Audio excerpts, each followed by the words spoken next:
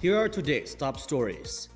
Senator Laila de Lima gets a slap from the government for spreading misleading information on build projects.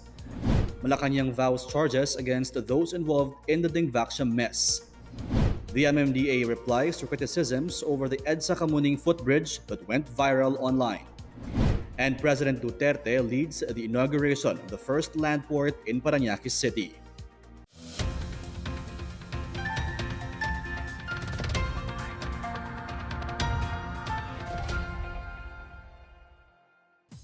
Good day, I'm William Theo. Welcome to the PNA Newsroom. The government is not amused with Senator Laila de Lima's accusations that two of the administration's projects will drive away families in Metro Manila. More on this from Rom Dulfo. Detained Senator Laila de Lima says two key projects under the Build program of the Duterte administration would displace over 180,000 informal settler families in Metro Manila. De Lima asked the Senate to investigate the North Luzon-South Luzon Expressway Connector Road and the North-South Commuter Railway project. But the DOTR and the DPWH say the number of families affected by the projects is at around 94,000, and this is across the National Capital Region, Central Luzon, Calabarzon, and Bicol. The DOTR even reduced the number of possible displaced persons through realignments. The DOTR and DPWH also note they lawfully acquired the right-of-way for the NLEX-SLEX connector and the North-South Commuter Railway, and public consultations are also held. Both departments stress the implementation of these projects are necessary to facilitate ease of movement among commuters and boost economic growth in the region. They stressed that these important yet long overdue projects would not be diverted by criticisms fueled by false and misleading data. For the PNA Newsroom, I'm Rom Dulfo. Malacanang assures that appropriate charges will be filed against officials involved in the Dengvaxia vaccine fiasco. Presidential spokesperson Salvador Panelo says the government will take a forceful action against what he called a failed health program. Panelo says President Rodrigo Duterte is monitoring the issues surrounding Dengvaxia. Families of the victims seek justice for their children who have died because of the vaccine. Graft and other criminal offenses have already been filed against former President Noynoy Aquino, former and current officials, and private individuals in connection with the controversial anti-dengue vaccine. The Department of Justice is expected to issue a resolution on the case this month.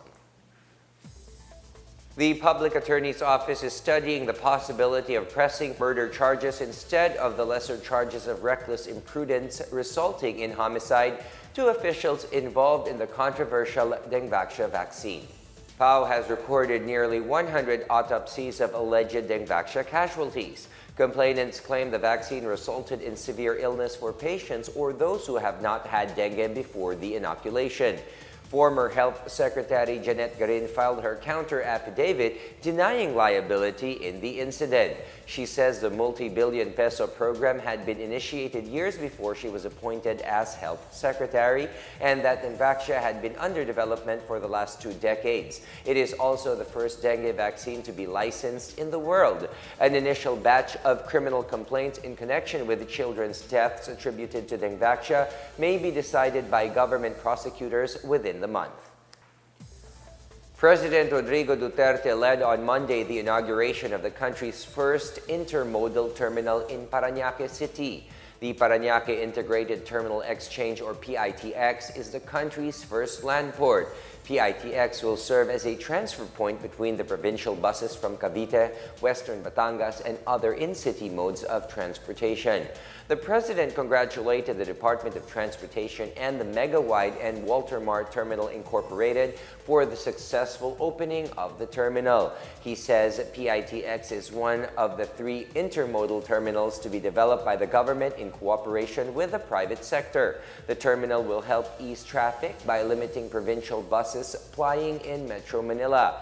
The Chief Executive orders the DOTR and MWM terminals to ensure all transport vehicles that will be using PITX are roadworthy. This will offer passengers a safer, state-of-the-art, and convenient terminal experience that will hopefully contribute in addressing traffic congestion in Metro Manila. This will help ease traffic by limiting provincial buses plying Metro Manila roads, specifically along Rojas Boulevard and the EDSA Taft area. It will also serve as a transfer point between the provincial buses from Cavite, Western Batangas, and other in-city modes of transportation. With a maximum daily capacity of 100,000 passengers, this facility will feature departure and arrival bays for buses, jeepneys, and taxis. It will also provide state-of-the-art bus reservation and online booking and many other amenities that will surely help guarantee a safe and convenient transport experience for the public. New Customs Chief Ray Guerrero highlights his fight against corruption, and the PNP refutes allegations of Sex for Freedom scheme on criminals. More on these and other news around the metro from Rom Dula. Removing corrupt officials will be the top priority of newly appointed Customs Commissioner Ray Leonardo Guerrero. During his speech at his first flag-raising ceremony on Monday, Guerrero vows to implement reforms in the agency to further enhance the performance of its personnel. Guerrero urges the public to report those who will use his name in any transaction. Meanwhile, the Philippine National Police says it does not condone the solicitation of sex to drug suspects in exchange for their freedom. The Coalition Against Trafficking in Women claims the incidents of the so-called Sex for Freedom worsened under the current administration. Police recently filed charges against PO1 Eduardo Valencia, who was accused of raping the daughter of a drug suspect. In other news, labor groups threatened to stage protests following the approval of the 25 peso wage hike for workers in Metro Manila. The Bokluran ng Manggagawang Pilipino or BMP claims the wage hike is unjust as the amount is not enough to cover the needs of workers. The labor group demands for the implementation of price control on goods this Christmas season. Malacanang earlier said the wage hike is subject to change depending on economic conditions. For the PNA Newsroom, I'm Rom Dulfo. Still to come, Benguet Province tones down the celebration of its Foundation Day. These and more when the PNA Newsroom continues.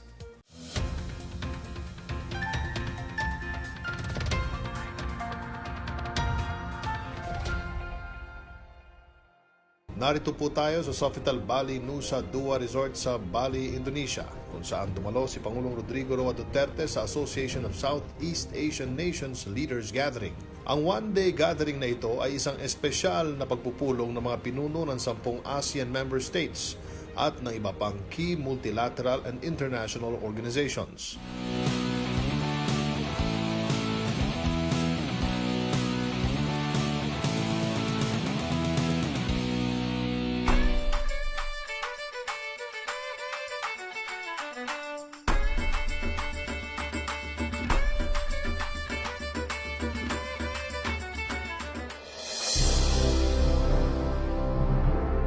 Today I say ASEAN should be bold enough to invest in ourselves. A stronger ASEAN is the key to unlocking the potentials of the ASEAN economic community. But Indonesia does not stand alone. Your brothers and sisters in ASEAN stand with you in responding on disasters. Southeast Asia has declared one ASEAN, one response, and we have done so. The Presidential Communications Operations Office.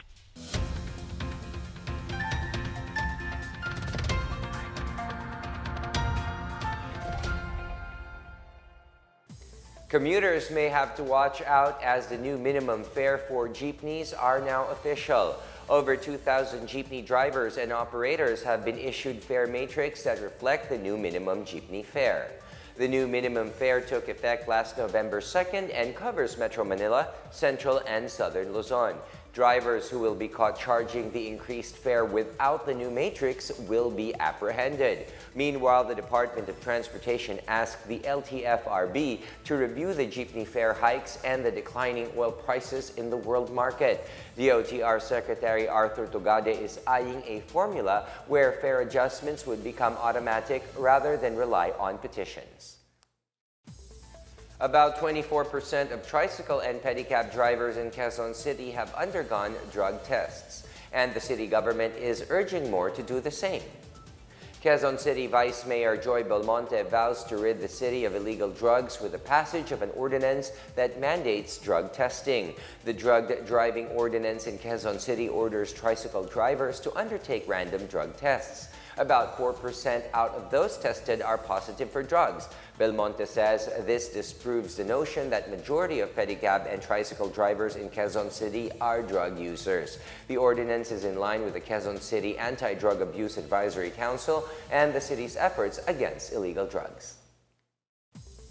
Commuters using Grab will soon be able to book rides in tricycles as Grab Philippines announces its premium services for short-distance riders.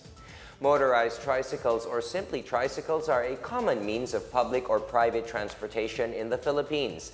Now, instead of flagging them on the streets, Grab offers a premium tricycle service to commuters.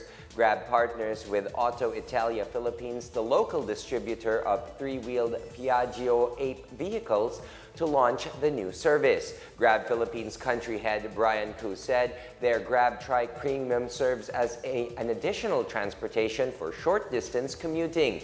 The municipality of Binalonan in Pangasinan will be the first to adopt the premium tricycle services with 24 Piaggio Ape units. Around 2,000 Euro 4 compliant Piaggio Ape vehicles will be deployed in the country. The fare scheme will depend on the rates approved by LGUs on top of a 10 peso booking fee which will go directly to the driver.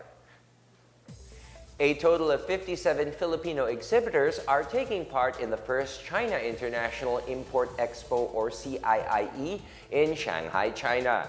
Trade Secretary Ramon Lopez is leading the Philippine delegation in the Expo. 36 Philippine exhibitors presented their goods and services in the CIIE Enterprise Zone, including food, consumer goods, tourism, and service outsourcing. 11 universities as well as 10 partner agencies and companies are also conducting their own exhibitions. Chinese President Xi Jinping said 3,600 companies and more than 400,000 Chinese and foreign buyers have participated in the first Import Expo. The Expo only hosts foreign enterprises that are seeking to sell to the Chinese market. Benguet celebrates the 13th Bengay Festival, which coincides with the province's 118th foundation anniversary. This year's celebration is toned down as an expression of sympathy to the victims of recent calamities, particularly in the municipality of Itogon. Adivay is an Ibaloy term that means coming together. It is a gathering of Benguet's 13 towns for Thanksgiving and celebration of their culture and traditions. Various activities are lined up until December 9, such as the Small-Scale Mining and Land Congress, Agro-Tourism Fair, and the first ever First Aid Safety Olympics for elementary and high school students. There will also be signing of sisterhood agreement with Ha Giang Province of Vietnam to foster friendship and cultural ties. Iloilo City goes on blue alert as several earthquakes hit nearby provinces.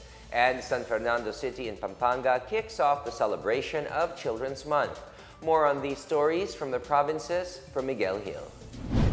Iloilo City has been placed on blue alert following the series of quakes that hit Panay and Guimaras on Monday. Classes were suspended in all levels on Monday afternoon as authorities monitor the situation. 12 successive quakes rocked Panay and Guimaras, while the city was hit by an intensity 3 and intensity 4 quake. Meanwhile, the city government of San Fernando, Pampanga celebrates Children's Month. This year's theme, Isulong, tamang pag-aaruga para sa lahat ng bata. Among the activities lined up are the Lakbay Bulilit on November 9, wherein children may enjoy exploring the tourist destinations in the city, and Mendi Camp 2018 on November 10. The Child and Youth Leaders Camp and Search for Fernandino Child and Youth Ambassadors 2018 will take place on November 17. In Zamboanga City, Talisayan National High School receives a newly completed school building worth 11.4 million pesos. The project was undertaken by a private construction firm under the supervision of the Department of Public Works and Highways. For the PNA Newsroom, I am Miguel Hill. Up next, the MMDA replies to criticism over a footbridge that went viral for being too high. FIVOX calls on the public to learn about tsunamis. The PNA Newsroom returns after these reminders.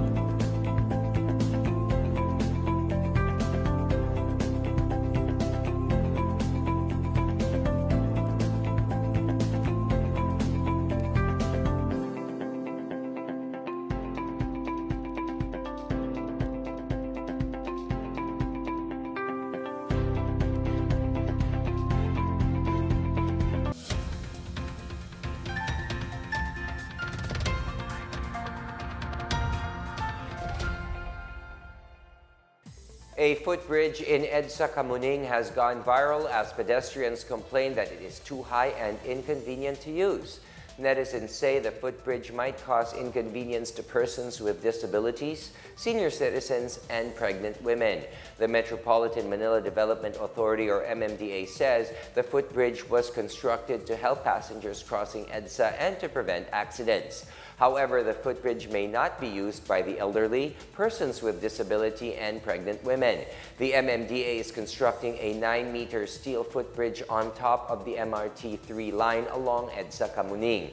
The agency noted that the height must be at least 3 to 4 meters above the power lines of the MRT-3. The footbridge is expected to be completed on November 15. The sons of murdered Saudi journalist Jamal Khashoggi are calling on Saudi authorities to return to them their father's body. Salah and Abdullah Khashoggi say they plan to bury their father in Medina, Saudi Arabia with the rest of his family. Salah specified that he had already discussed it with the Saudi authorities. He hopes that he would soon be able to bury his father. The brothers said that their father is a courageous and generous and very brave journalist. Khashoggi is known for his criticism of Saudi policies. He went missing before he was reported killed in a brawl inside the Saudi consulate in Istanbul.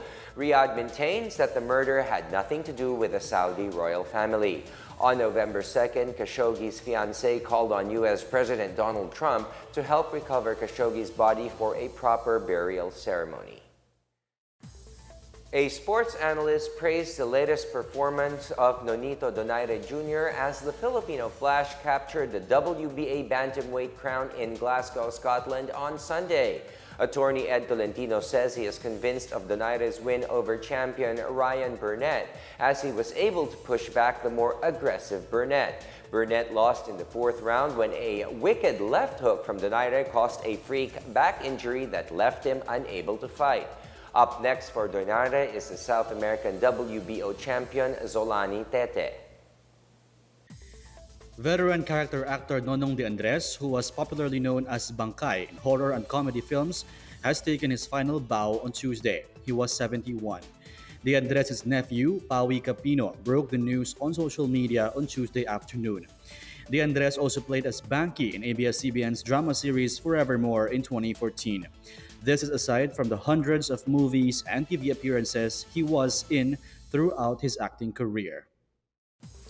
For a country surrounded by seas like the Philippines, tsunamis is one of the most likely disasters to look out for.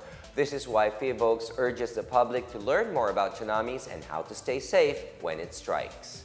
More on this from Maricor Zapata. Will there be a tsunami after an earthquake? How can one recognize the signs that a tsunami might occur? Where should the people go?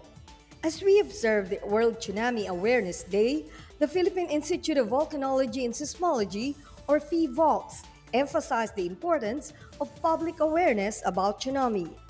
Department of Science and Technology Undersecretary Renato Silidun says there are 5 factors which might trigger tsunami. First is the movement of fault or trench underwater.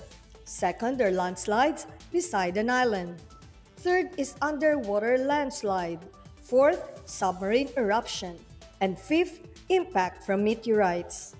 You would know there is a tsunami when there is a big earthquake, followed by a sudden rise or fall of water, and unusual sound or noise comparable to the sound of a jet plane. To stay safe from a tsunami, one must be ready to evacuate as quickly as possible. The evacuation area itself must be safe from earthquake damage and accessible to people.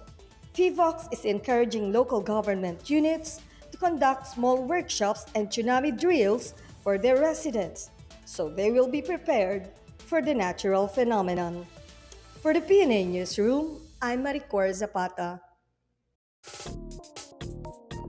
Let's now check out the weather forecast for Metro Manila and the rest of the country.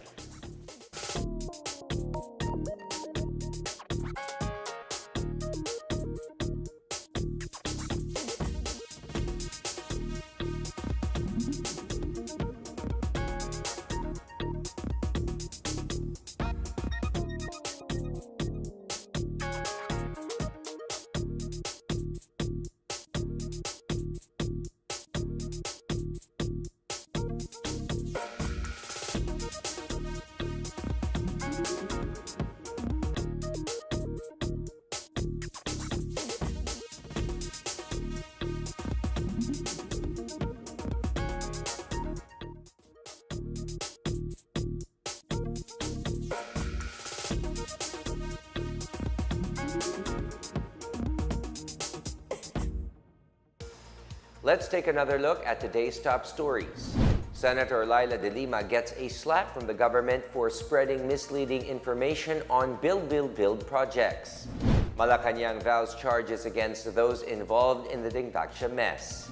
The MMDA replies to criticisms over the EDSA Kamuning footbridge that went viral for being too high. And President Duterte leads the inauguration of the first Landport in Quezon City. Thank you for watching another edition of the PNA Newsroom.